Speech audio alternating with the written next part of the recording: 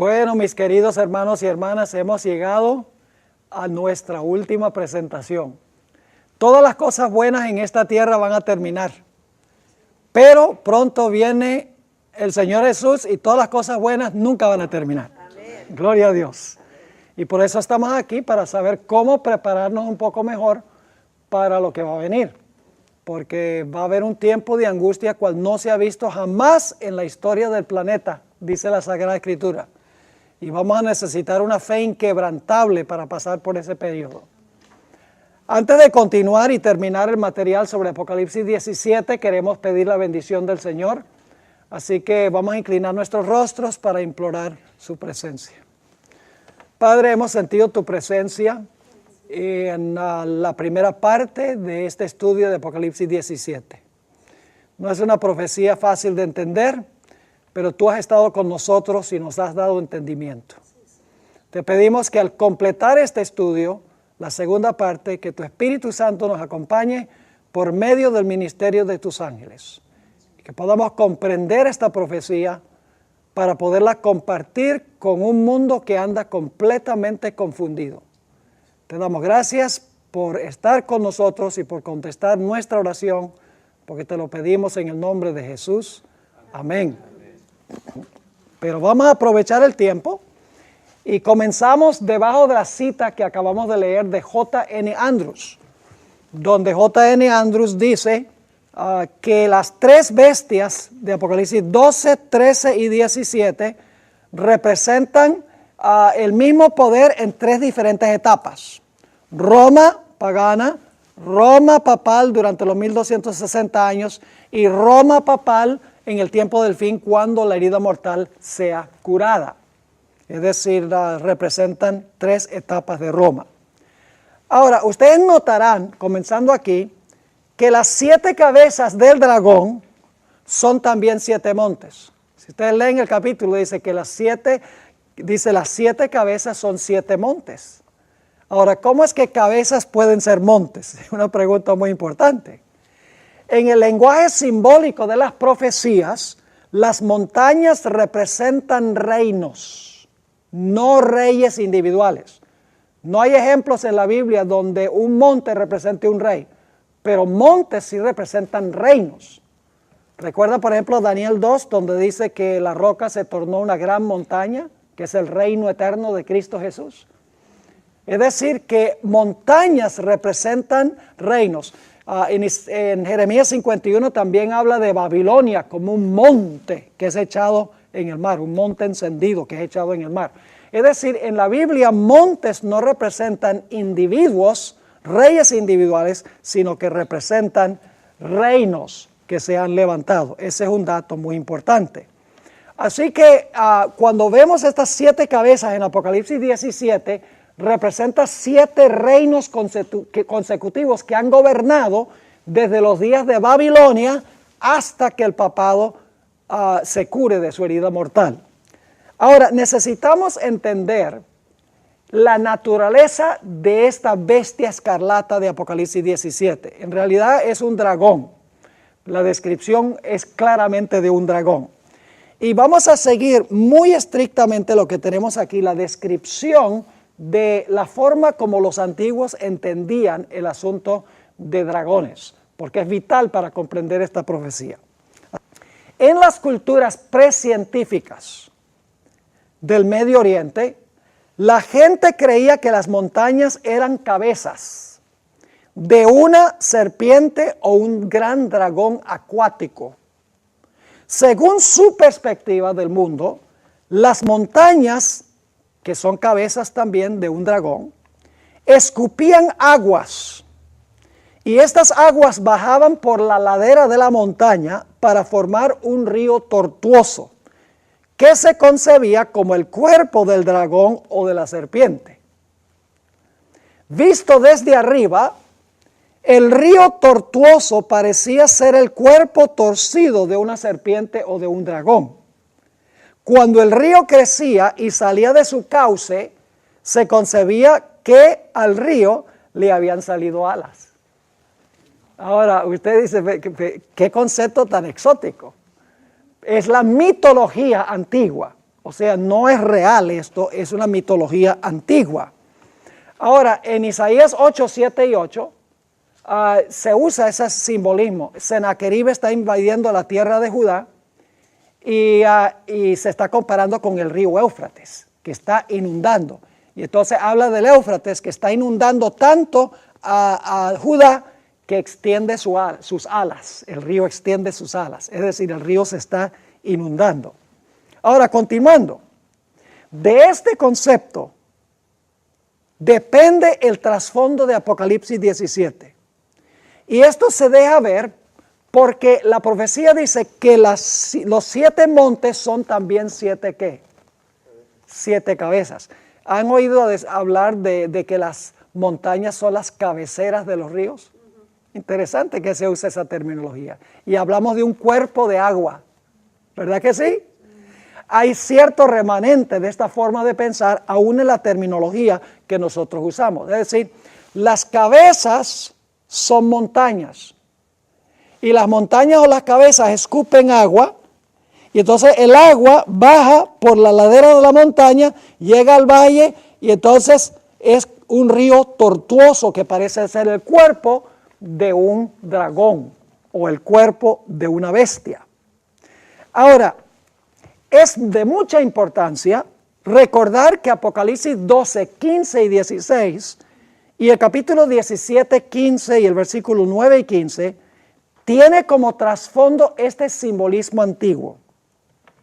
Pero en Apocalipsis los montes no son montes literales, sino que representan ¿qué cosa? Reinos. Es decir, las multitudes, naciones, lenguas y pueblos componen el cuerpo del dragón acuático.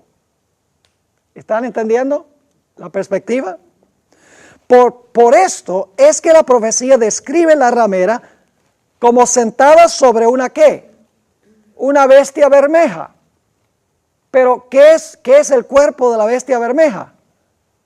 El río tortuoso o las aguas. ¿Están entendiendo?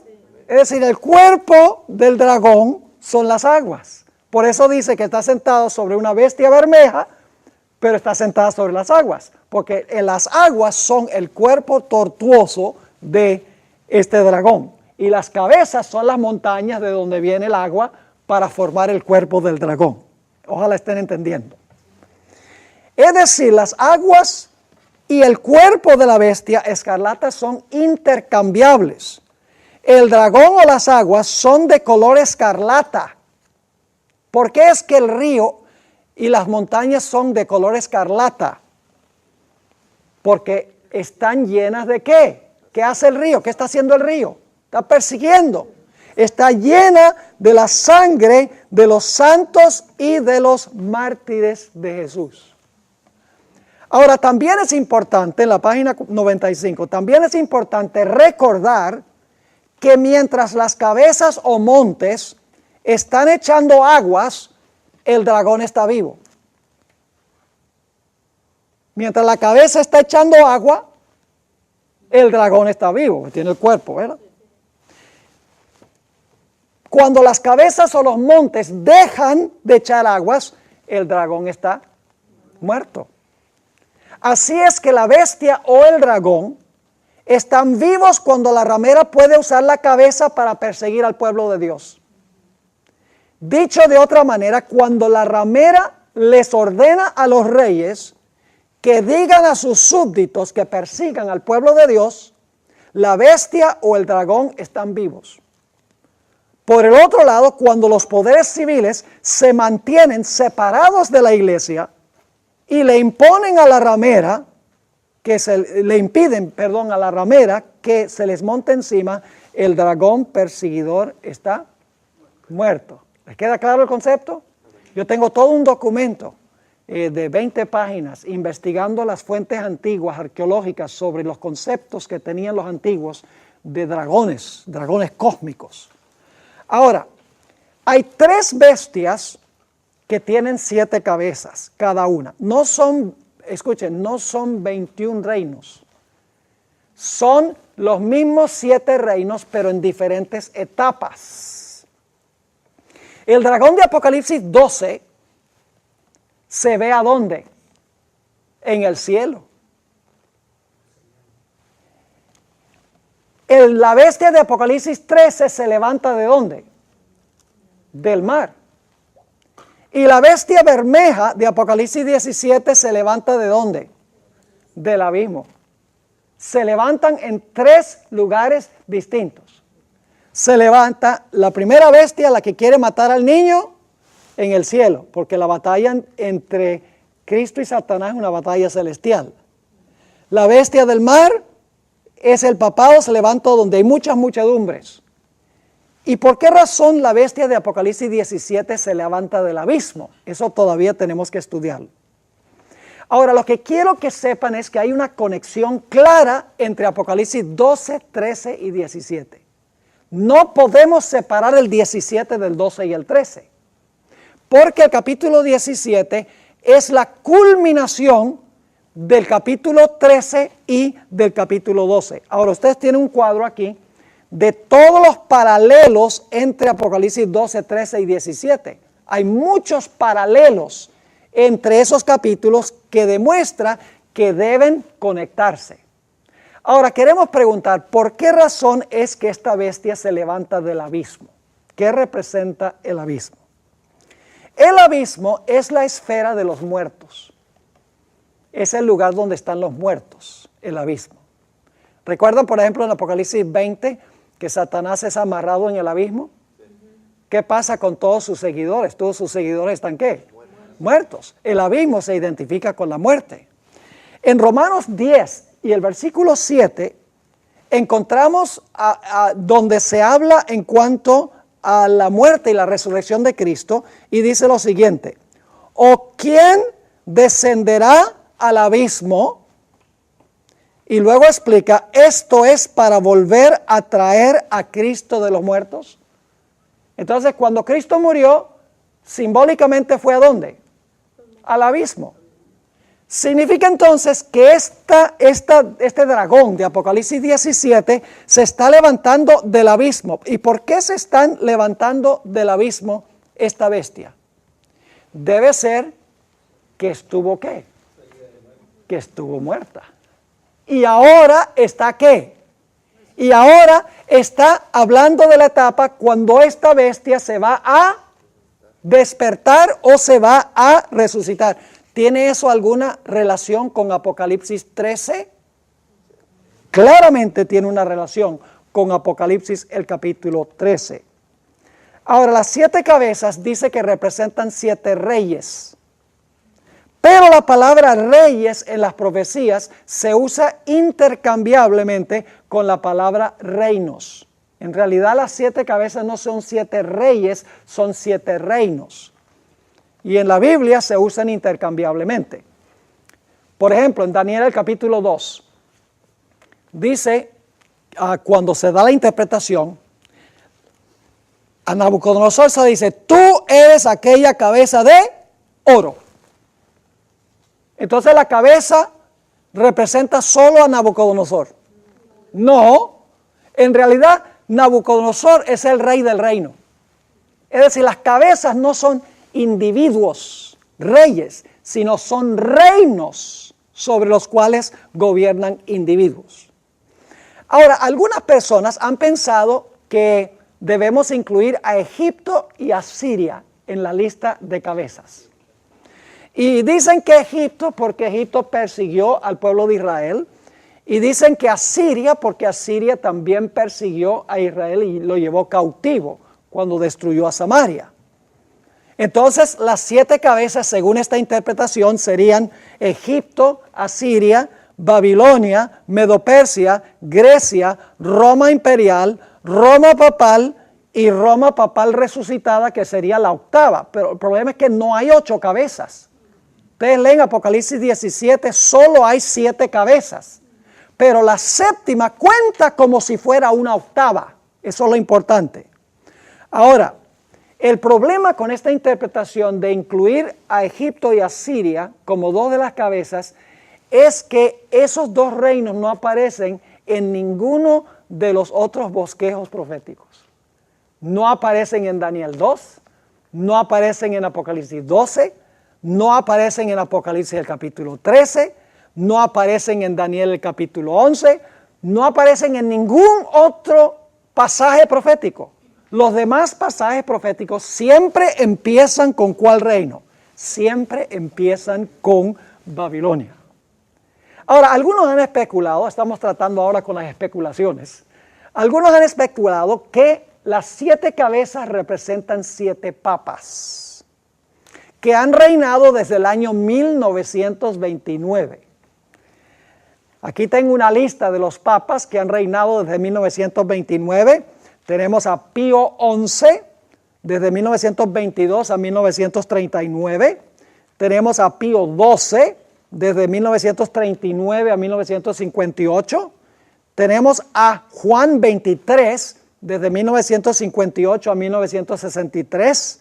Tenemos a Pablo VI, desde 1963 a 1978.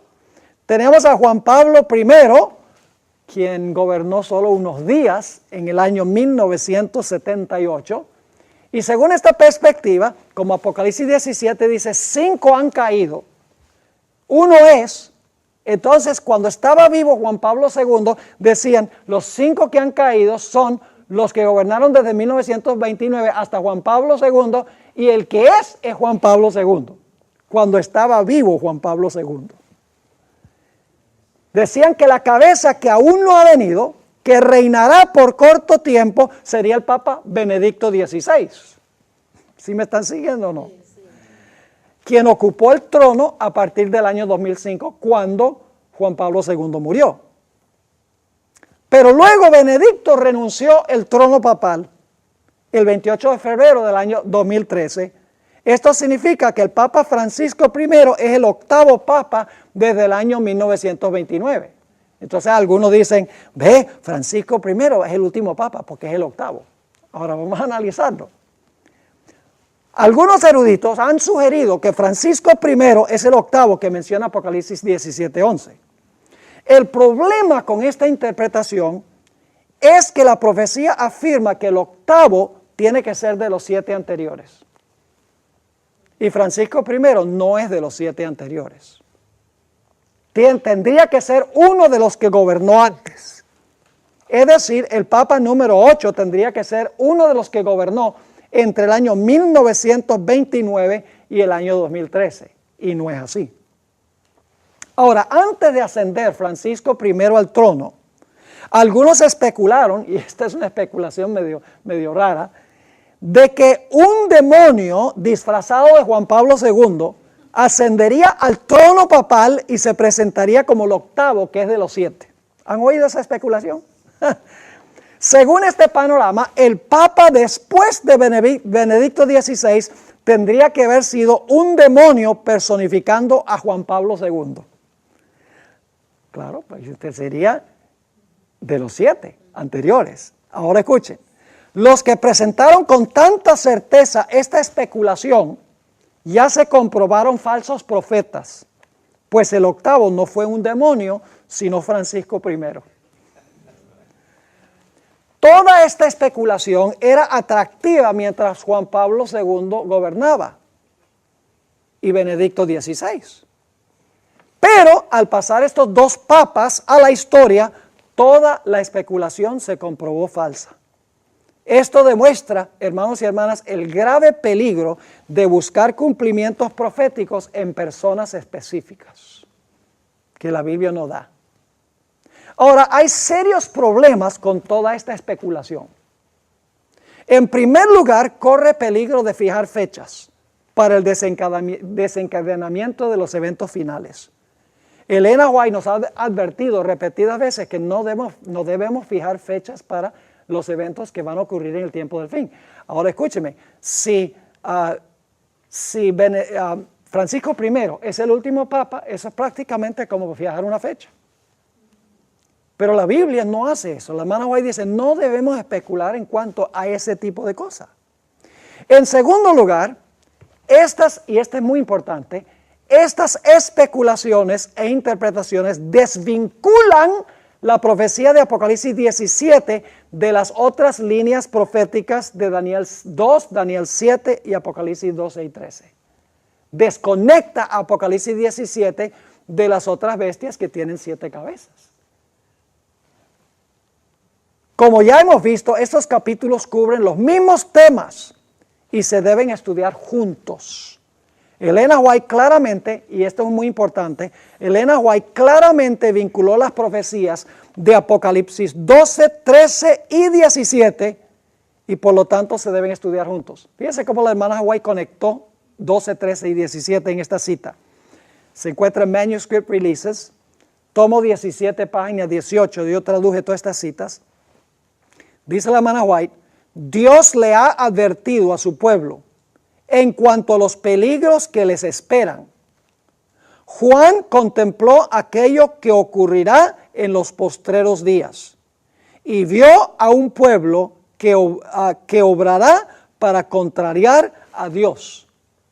Y luego después de esa cita, la hermana White, y no incluí la cita pues muy largo, la hermana White dice, lea Apocalipsis 12, 17, Apocalipsis 14, 10 al 13 y los capítulos 17 y 13. ¿La hermana White vio una conexión entre todos estos capítulos? Claro que sí, porque dice, lea allí, porque ahí está el panorama que ella describe. Dios le ha advertido a su pueblo en cuanto a los peligros que les esperan. Juan contempló aquello que ocurrirá en los postreros días y vio a un pueblo que obrará para contrariar a Dios. Así que en primer lugar, esta especulación es como fijar una fecha, que es prohibido. En segundo lugar, desconectan Apocalipsis 17 de las líneas de Apocalipsis 12 y 13. En tercer lugar, aunque las 7 cabezas de esta bestia draconiana se identifican como 7 reyes, las palabras reyes y reinos se usan intercambiablemente. Y déjenme darles otro ejemplo de eso. En Daniel 7, 17, de las 4 bestias, dice, estas 4 bestias representan 4 reyes. En Daniel 7. El león, oso, leopardo, dice, son 7 reyes. Pero luego cuando habla de Roma, dice, se levantará un cuarto reino. Es decir, no son reyes, sino que son ¿qué? Reinos. Montes en la Biblia representan reinos, no reyes individuales. En cuarto lugar, y esto es muy importante, existe muy poca evidencia que indique que debemos comenzar la secuencia de cabezas en 1929. Como hemos demostrado en un tema anterior, la herida mortal no se sanó en 1929. Y además de eso, la herida mortal no será sanada por Italia, sino sería sanada ¿por quién? Por los Estados Unidos. Así que por todos estos factores podemos estar seguros de que la teoría de los 7 papas y la teoría de la personificación de Juan Pablo II por un demonio no tiene ninguna base bíblica. Ahora vamos a la sección que dice las 3 etapas finales de la bestia. En Apocalipsis 17 se usa una terminología muy interesante para describir a esta bestia. Y aquí lo tengo resumido. Una etapa pasada, una presente y una futura. Dice que la bestia fue, no es y ha de subir del abismo. ¿Qué representa el abismo según vimos? El lugar donde están los muertos. Es decir, esta bestia va ¿a qué? A resucitar. Recuerden que cuando la cabeza está echando aguas, es una sola cabeza a la vez. Cuando la cabeza está echando aguas, la bestia está ¿qué? Viva. Cuando no está echando aguas, cuando se secan las aguas, está muerta. ¿Está claro ese punto? Ahora, esta bestia fue, no es y ha de subir del abismo. Yo pregunto, ¿cuándo fue? Durante los 1260 años. ¿Pero ahora qué? ¿Está inactiva? Sí, no es. Y luego dice, ha de subir del abismo. ¿Va a resucitar? ¿Hay que conectar esto con Apocalipsis 13, sí o no? Claro que sí. También se le describe en el versículo 8 como una bestia que era y no es, aunque será. Se traduce en algunas versiones aunque es, pero en realidad en el contexto debe ser que será. También se describe como estos periodos como 5 son caídos. Uno es y el otro aún no es venido, no ha venido. Y también se describe como la bestia que era y no es, que también es el octavo. Ahora, es importante reconocer que las cabezas de este dragón no reinan simultáneamente. ¿Entienden ese punto? Sino consecutivamente. Es decir, las cabezas gobiernan una por una en secuencia. Y entonces yo tengo 2 razones aquí. La primera razón es una excavación arqueológica, a donde se descubrió un cilindro en Telamar, a donde se hizo la excavación. Y si alguien quiere una foto, les puedo mostrar la foto de esto. Apareció un monstruo de 7 cabezas. Y ese monstruo de 7 cabezas, hay 2 dioses que están luchando con ese dragón. Y han matado a 4 de las cabezas. Y las cabezas están así todas lánguidas. Pero hay 3 cabezas que todavía están paradas y están luchando por acabar con las otras cabezas. Es decir, matan las cabezas una por una. Son reinos consecutivos, no son reinos simultáneos. Y en segundo lugar, hay una razón bíblica, además de arqueológica. La razón bíblica es que claramente Apocalipsis 12 dice que el dragón que tenía 7 cabezas estaba echando agua de su boca. Durante los 1260 años se estaba echando agua, ¿cuántas bocas? Una sola boca. ¿Cuántas cabezas recibieron una herida mortal? Una de sus cabezas fue herida de muerte. Es decir, una sola cabeza gobierna a la vez. Había una cabeza que estaba gobernando durante los 1260 años y estaba echando agua, y que estaba gobernando y recibió una herida mortal. ¿Me están entendiendo o no? Claramente la Biblia enseña eso. Y ustedes están curiosos de saber cuáles son los 7 reinos. Aquí los tengo resumidos. Empieza con Babilonia. ¿Por qué empezamos con Babilonia? Porque todas las secuencias proféticas empiezan con Babilonia, mi pueblo. Daniel 2 empieza con Babilonia. Daniel 7 empieza con Babilonia. Claro, Daniel 8 y Daniel 11 empieza con Medo-Persia, porque Babilonia ha pasado a la historia. Pero de todas maneras, Babilonia está en el marco, es el reino inmediatamente antes de Medo-Persia. En Apocalipsis 12 empieza con la iglesia del Antiguo Testamento. Y en Apocalipsis 13 tenemos el león, el oso y el leopardo. Es decir, siempre empieza la secuencia con Babilonia. Por eso en Apocalipsis 17 sería raro empezar con Egipto, cuando Apocalipsis 17 está relacionada con Apocalipsis 13 y con Apocalipsis 12. ¿Me están entendiendo? Ahora, Babilonia, 1. Medo-Persia, 2. Grecia, 3. Roma imperial, 4. Roma papal, 5.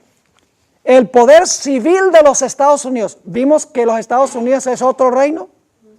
¿Hay otra bestia que representa a los Estados Unidos? ¿Una bestia separada?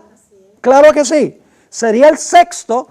Y entonces cuando los Estados Unidos le dé su reino, leímos una cita, le dé su reino al papado, entonces tenemos el reino número 7.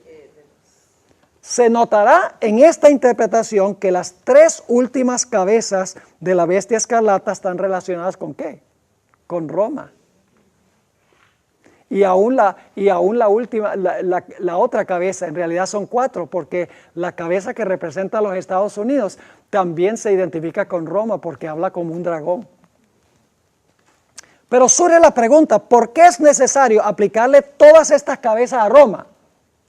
¿No sería acaso suficiente aplicarle tan solo una cabeza a las diversas etapas de Roma? ¿Por qué cada etapa de Roma es una cabeza? La respuesta a esta pregunta es sencilla. Los libros de Daniel y Apocalipsis presentan separadamente las diversas etapas de Roma. Daniel 2 tiene las piernas de hierro y tiene otra cosa separada, los pies de hierro con barro. En Apocalipsis 13, la bestia que se levanta del mar es una bestia distinta que el dragón que trata de matar al niño. Y en Apocalipsis 17, cuando resucita el papado, tenemos una tercera bestia. Es decir, que tenemos una bestia en Apocalipsis 12 que se levanta en el cielo, una bestia en Apocalipsis 13 que se levanta del mar, una bestia en Apocalipsis 17 que se levanta del abismo. Se levantan en 3 lugares distintos. Son 3 bestias distintas. Aunque están relacionadas porque son etapas ¿de qué? Etapas de Roma.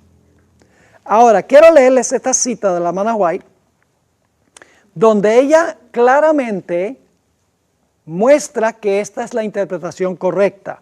Esto se encuentra en la revista Signs of the Times, febrero 8 de 1890. Dice ella, bajo el simbolismo de un gran dragón bermejo, una bestia semejante a un leopardo, esa es la de Apocalipsis 13, y una bestia con cuernos como de cordero, Dios le mostró a Juan los gobiernos terrenales que se iban a enlistar en forma especial para pisotear la ley de Dios y perseguir a su pueblo. ¿Qué representa entonces el dragón bermejo, una bestia semejante a un leopardo y la bestia con cuernos como de cordero? Representa gobiernos terrenales que iban a atacar la ley de Dios. Yo pregunto, ¿Roma pagana atacó la ley de Dios? Claro que sí. ¿Roma papal también? ¿Los Estados Unidos también lo va a hacer? Ella está diciendo que estos 3 representan poderes terrenales, gobiernos terrenales. Cada uno representa un gobierno terrenal. Sigue diciendo, esta guerra se llevará a cabo hasta el fin del tiempo. El pueblo de Dios, que se describe con el simbolismo de una mujer santa y sus hijos, constituye una vasta minoría. En los postreros días existirá tan solo un remanente. Juan los describe como aquellos que guardan los mandamientos de Dios y tienen el testimonio de Jesucristo. La hermana White se refirió a la última cabeza. Fíjense lo que declara ella en Eventos de los Últimos Días. Qué interesante esto. El mundo no conoce más que tempestades, guerras y discordias. No obstante, bajo una cabeza, ¿cuántas? ¿7 o una? Una. ¿Cuál será esa? La última, sí. Roma papal obrando a través de los poderes civiles del mundo.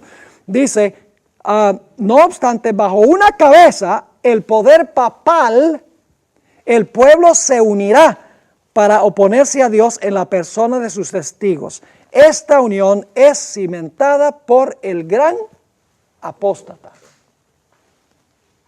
Así que la hermana White habla de una cabeza, el papado, el poder papal al final de la historia, que va a perseguir a los hijos de Dios. Y usa la palabra cabeza. Ahora, fíjense esta cita que encontramos en Signs of the Times, junio 12, 1893. Los Estados Unidos le va a dar su reino al papado, ¿sí o no? Así que los Estados Unidos es un reino aparte. Sí, claro que sí. El papado durante los 1260 años se debe ver aparte también, aunque está relacionado con el papado cuando resucite. Roma pagana se ve como una bestia aparte. Sí. Aunque están relacionadas, son etapas donde los gobiernos civiles han apoyado a la ramera. Ahora, fíjense lo que dice esta cita.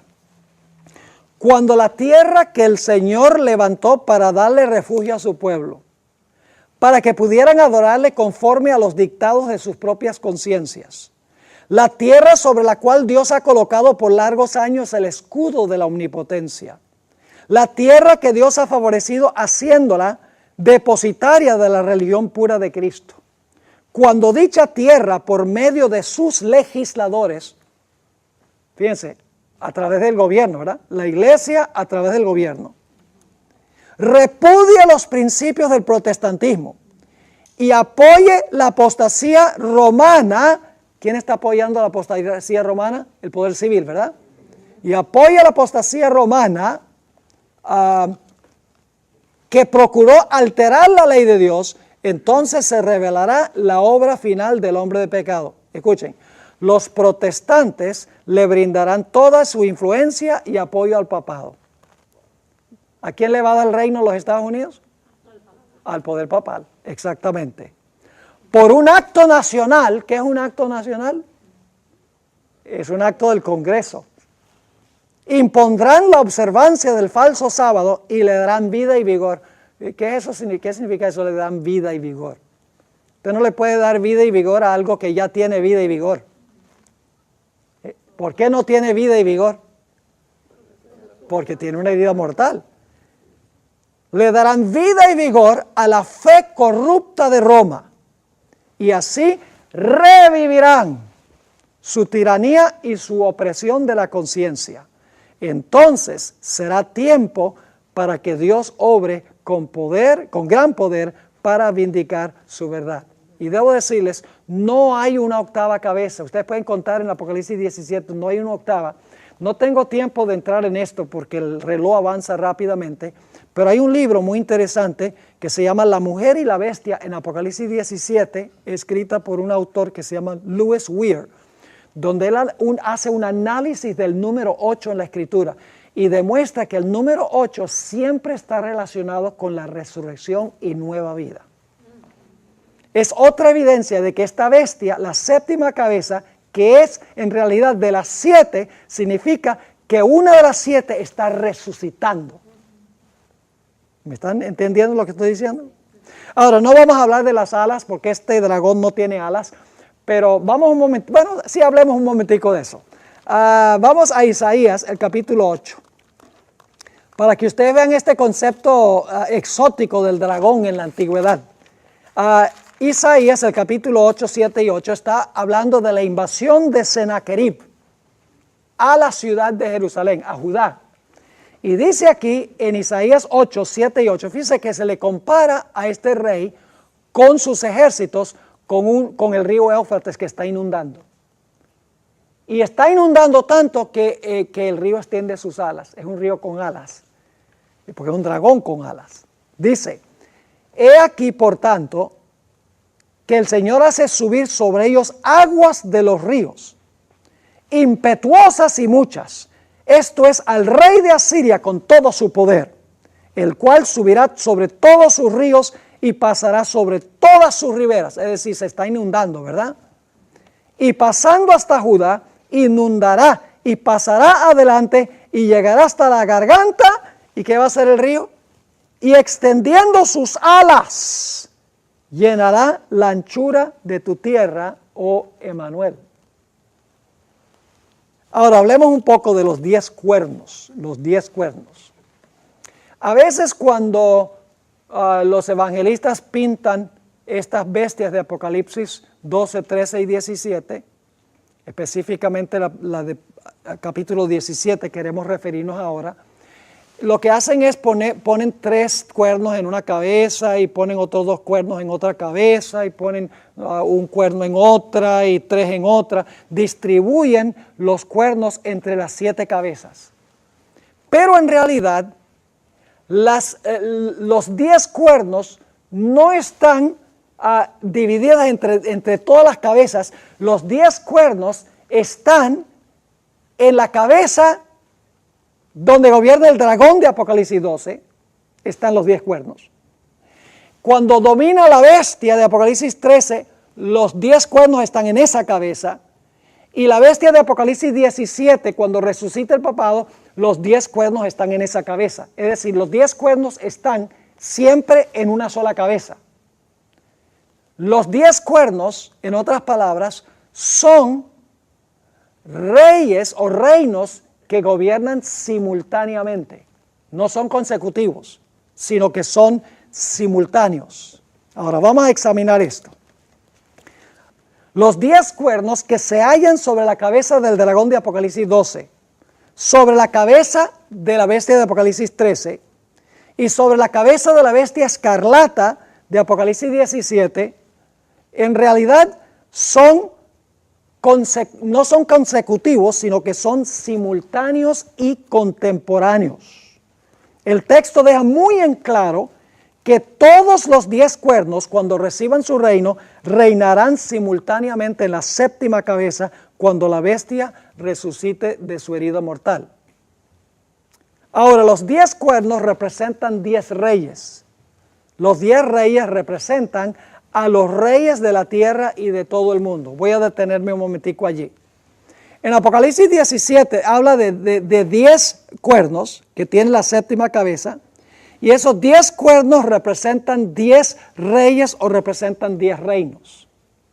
Pero vamos a encontrar en un momento que el número 10 en la Biblia representa todo, completo. Ahora ustedes dicen, ¿cómo sabemos eso en el contexto de Apocalipsis 16 y 17? Muy sencillo. Apocalipsis 17 es una ampliación de la sexta plaga, ya vimos eso.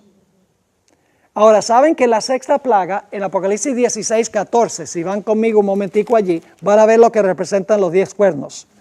En Apocalipsis 16, y quiero que noten el versículo 14, 16, 14. El 14, habla de espíritus de demonios y fíjense lo que declara. Pues son espíritus de demonios que hacen señales, y ahora escuchen lo que dice, y van a los reyes de la tierra en todo el mundo para reunirlos a la batalla de aquel gran día del Dios Todopoderoso.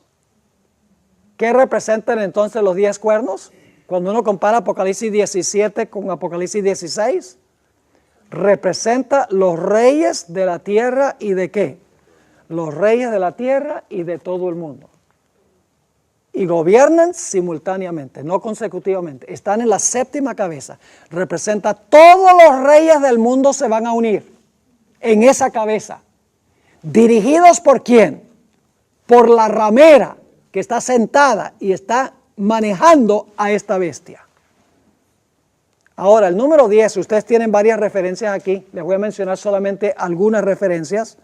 El número 10 simbólicamente significa todo, es decir, no debemos buscar 10 reyes que van a gobernar al final del mundo que se van a unir con el papado, porque son los reyes de todo el mundo los que se van a unir. El número 10 significa todo. Por ejemplo, Cristo dio una parábola a donde habló de 10 siervos. Los 10 siervos que él mencionó representan a todos sus siervos, ¿verdad? No solamente 10. Jesús habló de 10 vírgenes. Está representado a todo el pueblo de Dios.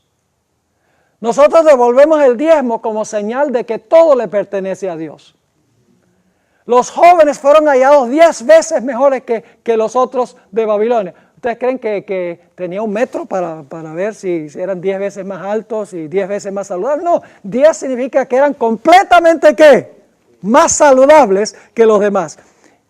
Es decir, que el número 10 significa la totalidad de los reyes del mundo, que van a estar sobre la cabeza de la séptima cabeza, que va a ser gobernada por la ramera con el fin de perseguir al pueblo de Dios. La hermana White dice al pie de la página 101 de su material, el tal llamado mundo cristiano será el teatro de acciones grandes y decisivas. ¿Dónde va a ser que va a realizarse esto? ¿En el mundo qué? Cristiano. El tal llamado mundo cristiano será el teatro de acciones grandes y decisivas. Hombres en posiciones de autoridad. ¿Qué poder sería ese? ¿Religioso o civil? Civil. ¿Pondrán en vigencia qué cosa? Leyes. ¿Esas leyes las pone la iglesia o el poder civil? Poder civil. Para controlar la conciencia. ¿Y quién está detrás de eso? Según el ejemplo del papado. Babilonia hará que todas las naciones beban el vino del furor de su fornicación. Toda nación se verá envuelta. ¿Qué representan los 10 reyes? Todas las naciones. Toda nación se verá envuelta. Acerca de ese tiempo, Juan el revelador declara, y luego ella cita, no lo incluí, Apocalipsis 18, 3 al 7 y Apocalipsis 17, 13 y 14. Ahora, hablando de estos reyes, que según ella representan ¿qué cosa? Toda nación que está envuelta. Acaba de decir que es toda nación. Ahora fíjense que dice, estos tienen un mismo propósito. Si todas las naciones gobernadas por el poder civil van a tener un mismo ¿qué? Un mismo propósito. ¿Y cuál es el propósito? Hacer lo que dice la ramera y matar a los que no están de acuerdo. En Apocalipsis 17 dice que estos reyes tendrán una mente. Yo pregunto, en los días de Cristo, ¿los enemigos de Jesús tenían una mente? ¿Estaban unidos? Oh, claro que sí. ¿Con qué propósito? Para acabar con el Señor Jesús. Ahora dice, habrá un vínculo de unión que no son 10 reyesitos por ahí, un vínculo de unión universal, una gran armonía, una confederación de la fuerza de Satanás, y entregarán su poder y su autoridad a la bestia. Los reyes de la tierra van a causar que esta bestia persiga. Así se manifiesta el mismo poder opresivo. Fíjense que el papado, esta es la resurrección del papado. Porque dice ella, así se manifiesta el mismo poder opresivo y autoritario contra la libertad religiosa, contra la libertad de adorar a Dios de acuerdo con los dictados de la conciencia, como lo manifestó el papado cuando en el pasado persiguió a los que se atrevieron a no conformarse con los ritos religiosos y las ceremonias de los romanistas. Yo pregunto, ¿la séptima cabeza es la resurrección del poder papal? Unido con los poderes civiles, con los reyes de toda la tierra, de todo el mundo. Claro que sí, toda nación será envuelta y son mucho más que 10. Son los reyes de la tierra y de todo el mundo, representado por el número 10, que significa la totalidad. Ahora quiero leerles, hay varios detalles que no tenemos tiempo de estudiar. Dice que los reyes gobernarán con la bestia por 1 hora. Ahora ustedes saben qué representa la bestia. El cuerpo de la bestia, ¿qué es? El cuerpo de la bestia son las aguas, ¿sí o no? ¿Y qué son las aguas? Las muchedumbres. Es decir, la bestia representa las muchedumbres que apoyan a los reyes que están gobernando. Y dice aquí que van a gobernar junto con la bestia por 1 hora. Es decir, un periodo breve, un periodo corto. Y los reyes guerrearán contra el Cordero. Note lo que dice la sierva del Señor. En Evento de los Últimos Días, página 135, dice, a medida que nos acercamos a la crisis final, resulta de vital importancia que la armonía y la unidad reinen entre los instrumentos del Señor. Mientras el diablo está uniendo lo suyo, nosotros debemos estar uniéndonos también. Es lo que dice ella. El mundo no conoce más que tempestades, guerras y discordias. Sin embargo, bajo una cabeza, el poder papal, las gentes se unirán. ¿Ve? Ese es el cuerpo de la bestia, ¿verdad? Dominados por los reyes de toda la tierra y de todo el mundo. Dice ella, sin embargo, bajo una cabeza, el poder papal, las gentes se unirán para oponerse a Dios. ¿Y cómo es que pelean contra el Cordero? Dice, para oponerse a Dios en la persona de sus testigos. Esta unión es cimentada, ¿por qué? Por el gran apóstata. Ahora fíjense, qué interesante esto. Varios conceptos importantes aquí. ¿Cómo guerrean estos reyes finalmente contra el Cordero, instigados por la ramera? ¿Y por qué controlan a las muchedumbres? ¿Cómo pelean contra el Cordero? Dice la sierva del Señor, se oponen a Dios en la persona de sus testigos. ¿Ustedes recuerdan que el Señor Jesucristo dijo, en cuanto lo hiciste a uno de estos mis hermanitos pequeños, a mí lo hicisteis? ¿Se acuerdan cuando Saulo de Tarso iba en camino a Damasco? Que se oyó una voz del cielo que dice, Saulo, Saulo, ¿por qué me persigues? Pero estaba persiguiendo a la iglesia. ¿Por qué me persigues? Entonces Saulo dice, pero ¿cómo así? Yo no te estoy persiguiendo a ti. ¿Quién eres? Jesús dice, yo soy Jesús a quien tú persigues. Es decir, al perseguir al pueblo de Dios, están persiguiendo al Dios del pueblo. pelean contra el Cordero en, como dice la hermana White, en la persona de sus testigos. ¿Quién va a ganar en esta pelea? Cuando se alíen todos los poderes de la tierra, la ramera, sus hijas, los reyes de la tierra y de todo el mundo. Va a haber un remanente chiquito, insignificante. Aparentemente van a perder. Pero dice en Apocalipsis 17:14 que el Señor Jesucristo los vencerá, porque es Rey de reyes y Señor de señores.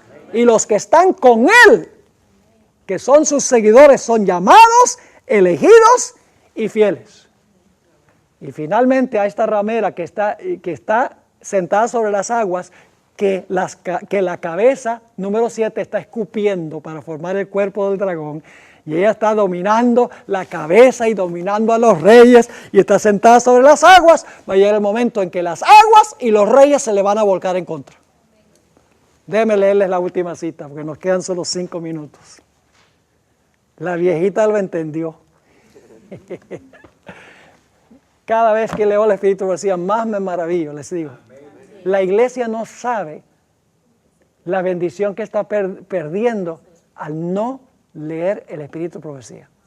Y hoy no es común encontrar que se cite el Espíritu Profecía en una iglesia adventista. Triste. Dice ahí en el conflicto de los siglos, cuando se secan las aguas, multitudes de hombres perversos, profiriendo gritos de triunfo, burlas e imprecaciones, están a punto de arrojarse sobre su presa, cuando de pronto densas tinieblas más sombrías que la oscuridad de la noche caen sobre la tierra. Luego un arco iris que refleja la gloria del trono de Dios se extiende de un lado al otro del cielo y parece envolver a todos los grupos en oración. Escuchen ahora. Las multitudes encolerizadas se sienten contenidas en el acto. ¿Qué iban a hacer las muchedumbres antes? Ahogar al pueblo de Dios. Pero ahora, ¿qué pasa? Cuando viene la plaga de oscuridad, dice que son contenidas en el acto. Ese es el secamiento de las aguas. Y dice, sus gritos de burla expiran en sus labios. Olvidan el objeto de su ira sanguinaria. Con terribles presentimientos contemplan el símbolo de la alianza divina y ansían ser amparadas de su deslumbrante claridad. Y luego, en las páginas 713 y 14, ella amplía lo que significa el secamiento de las aguas. Dice, los hombres ven que fueron engañados, los que controlaba la ramera, las muchedumbres. Dice, los hombres ven que fueron engañados. Se acusan unos a otros de haberse arrastrado mutuamente a la destrucción, pero todos concuerdan para abrumar a los ministros con la más amarga condenación. Es cosa seria ser un pastor. Serio en estos días de la historia. Sigue diciendo, los pastores infieles profetizaron cosas lisonjeras, indujeron a sus oyentes a menospreciar la ley de Dios y a perseguir a los que querían santificarla. Ahora, en su desesperación, estos maestros confiesan ante el mundo su obra de engaño. Las multitudes se llenan de furor. Ahora fíjense lo que está pasando. Antes las multitudes apoyaban el sistema. Pero cuando quedan desenmascarados los ministros, ahora las aguas se le van a secar a ellos. Fíjense lo que dice, las multitudes se llenan de furor. Estamos perdidos, exclaman, y vosotros sois causa de nuestra perdición, y se vuelven contra los falsos pastores. Precisamente aquellos que más los admiraban en otros tiempos pronunciarán contra ellos las más terribles maldiciones. Las manos mismas que los coronaron con laureles se levantarán para aniquilarlos. Las espadas que debían servir para destruir al pueblo de Dios se emplearán ahora para matar a sus enemigos. Por todas partes hay luchas y derramamiento de sangre. ¿Les está quedando claro el panorama de Apocalipsis 17? Hay que entenderlo a la luz de Apocalipsis 12 y 13, ¿sí o no? Daniel 2 y Daniel 7, claro que sí. Son profecías que hay que estudiar juntas. Cuando usted separa Apocalipsis 17 de las demás, usted empieza a especular que son papas y un demonio disfrazado, y empieza a especular con toda clase de cosas. Cuando estudiamos disciplinadamente las profecías, no caemos en vanas especulaciones. Para terminar, la Biblia dice en Apocalipsis 17:11 que esta bestia va a la perdición. En 2 Tesalonicenses 2:3 dice que el hombre de pecado va a perdición, porque este sistema es el hombre de pecado. Y lo interesante es que el único otro lugar a donde se le llama hijo de perdición a alguien es Judas Iscariote, quien profesaba servir a Jesús, quien entregó a Jesús con un beso, quien fingía amor por los pobres y sin embargo era un traidor en contra del reino de Cristo, mientras que profesaba exaltar el reino de Jesús. Así sucederá con el mundo cristiano. Profesan seguir a Cristo, pero en sus vidas niegan la profesión que ellos tienen y como resultado perseguirán al pueblo de Dios, pero el Señor Jesucristo intervendrá y vencerá, porque Él es el Rey de Reyes y Señor de Señores.